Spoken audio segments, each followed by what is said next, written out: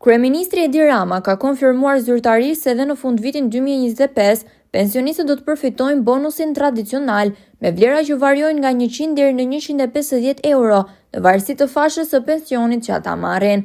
Deklarata u bë gjatë një bashkëbisedimi me 3 qytetarë ditë më parë në njësinë numër 3 në Tiranë, ku kryeministri hodhi poshtë pretendimet e opozitës se bonusi nuk do të akordohet këtë vit. Ai theksoi se kjo masë është pjesë e një politike të qëndrueshme mbështetëse për të moshuarit. Vitin e kaluar dhan bonusin më të lartë ndonjëherë, edhe këtë dhjetor do të jetë njësoj, 150 për ata me pensione nën 200 euro dhe 100 euro për ata me pensione mbi 200 euro, tha Rama. Kreu i qeverisë u shpreh se akuzat politike nuk kanë lidhje me realitetin ekonomik dhe shtoi se çdo qytetar do ta faktojë vetë këtë në muajin dhjetor kur të kryhet pagesa. Ai theksoi gjithashtu se projekt buxheti i vitit 2026 parashikon rritje të qëndrueshme të pensioneve, ndërsa bonusi mbetet një formë shpërblimi dhe mirënjohje për kontributin e pensionistëve në shoqëri.